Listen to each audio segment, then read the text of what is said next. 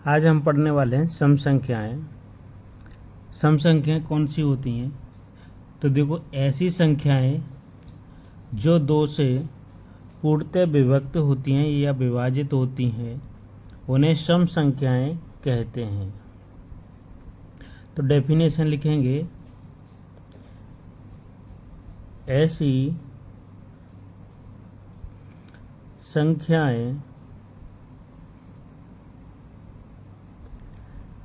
संख्याएं जो दो से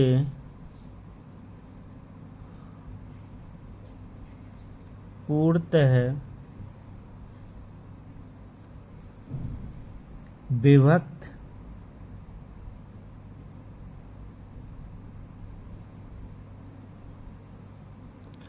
विभक्त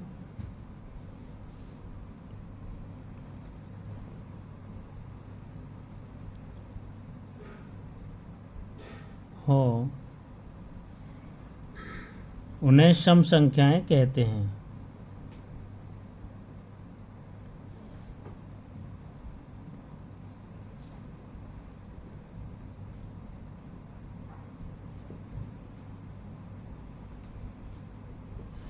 क्या कहते हैं? सम संख्याएं कहते हैं।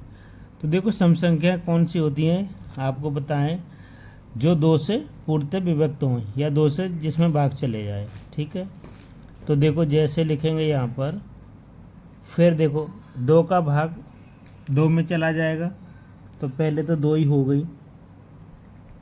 ठीक है, फिर देखो तीन में जाएगा, नहीं जाएगा दो का भाग। फिर किस में जाएगा? चार में चला जाएगा, दो दूनी चार, तो देखो ये चार हो गई। फिर छः देखेंगे, पाँच देखो पाँच में नहीं जाएगा, फिर छः आ गई। फिर आ जाएगी आठ, फिर 10।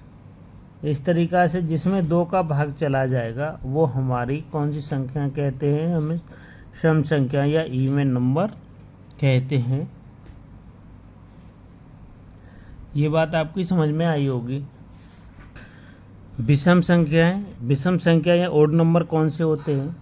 तो देखो, अभी हमने पढ़ा था कि सम संख्याएं जो दो से विभक्त होती हैं उसे हम सम संख्या कहते हैं, इवन नंबर कहते हैं। ओड उनको कहेंगे या विषम संख्या उनको कहेंगे जिसमें दो का भाग पूर्णतः नहीं जाता है, उन्हें हम विषम संख्याएं कहते हैं। तो इसकी डेफिनेशन लिख सकते हैं हम कि ऐसी संख्याएं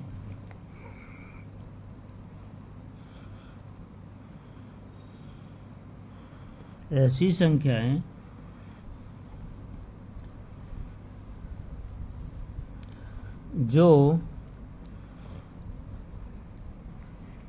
किससे? दो से पूर्णतः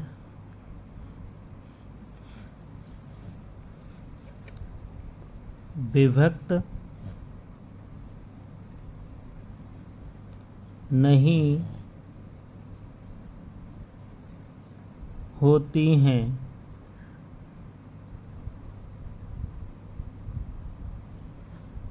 उन्हें विषम संख्याएं कहते हैं। उन्हें विषम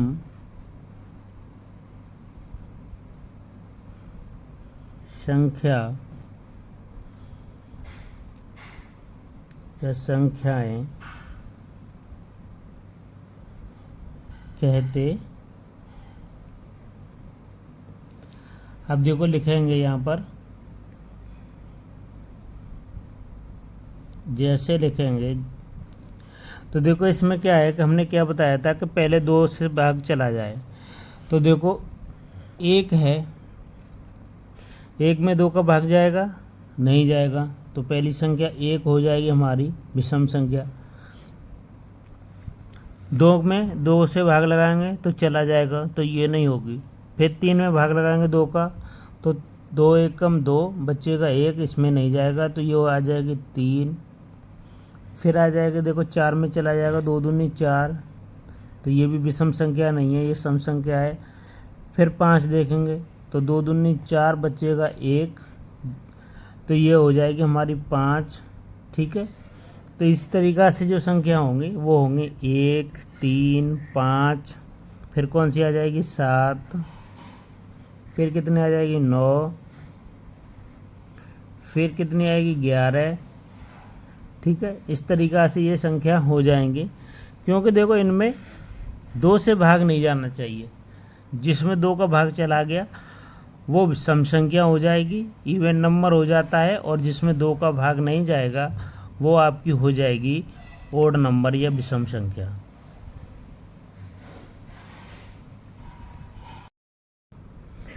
भाज्य संख्याएं, भाज्य संख्याएं देखो कौन सी होती हैं, कंपोजिट नंबर।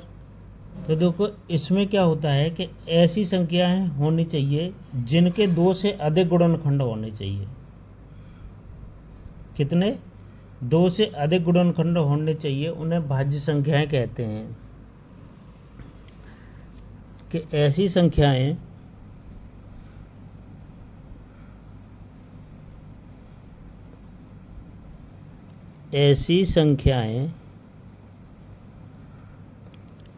जिनके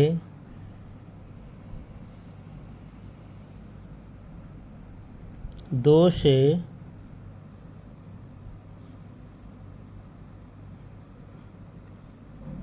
अधिक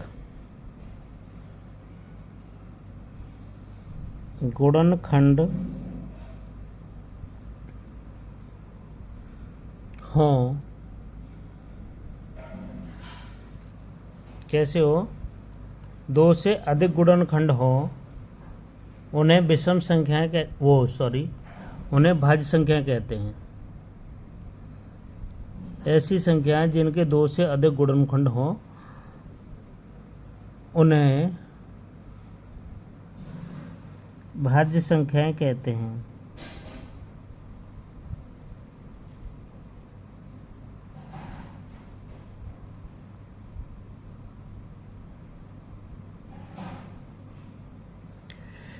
ठीक है, तो देखो कौन सी संख्याएं होंगी यहाँ पर लिखेंगे। देखो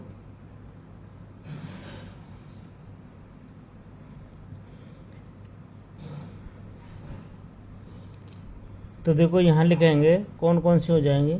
देखो ये है 4 है, 4 को देखते हैं सबसे पहले।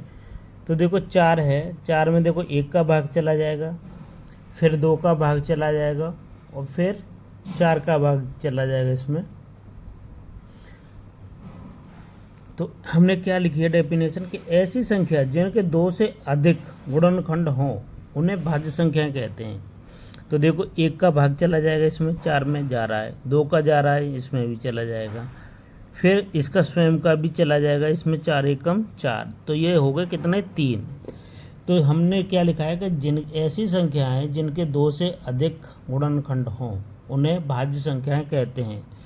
ठीक है, तो देखो ये 4 हो गई, फिर देखो 6, देखो 1 का भाग इसमें चला जाएगा, फिर 2 का भी चला जाएगा, है ना, 2 3 6, फिर 3 का लगा के देखें, 3 दूनी 6, फिर 6 का भी लगाएंगे, 6 एकम 6, तो इसमें भी जा रहा है। ठीक है, 2 से अधिक। फिर ऐसे ही देखेंगे 8, देखो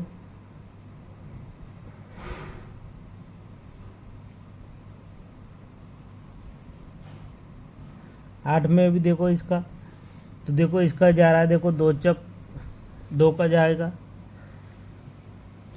2 चक 8 हो गए, 4 दूनी 8 हो गए, 4 का भी चला जाएगा, 8 का भी जाएगा, तो इसके हो गए। ठीक है, इसी तरीक़ा से देखना है हमको। फिर कितना आ जाएगा, 8 के बाद कितना आता है 9, 9 को भी देख लो, इसमें कितना का जाएगा, देखो 1 का भी जा रहा है, 3 का भी जाता है, 3 3 9, और फिर इसका भी चला जाएगा, 9 एकम 9। फिर देखते हैं 10, 10 में किसका जाएगा, देखो 1 का भी जा रहा है, 2 का भी जा रहा है, 5 का भी जा रहा है, और इसका भी स्वयं का जा रहा है। तो इस तरीक़ा से भाज्य संख्याएं जो होंगी, ऐसी संख्या जिनके 2 से अधिक गुणनखंड हो उन्हें भाज्य संख्याएं कहते हैं। ये चीज़ समझ में आनी चाहिए आपके। देखो अभाज्य संख्या कौन सी होती हैं, ऐसी संख्याएं जो एक और स्वयं को छोड़कर अन्य किसी भी संख्या से पूर्णतः विभाजित न हो, उन्हें अभाज्य संख्याएं कहते हैं। या देखो इसकी छोटी डेफिनेशन लिख सकते हैं कि जिनके केवल दो गुणनखंड हों, जिनके केवल दो गुणनखंड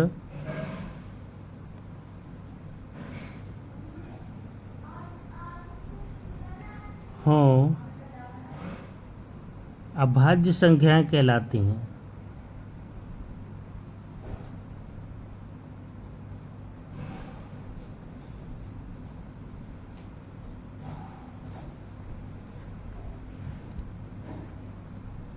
अभाज्य संख्याएं कहलाती है।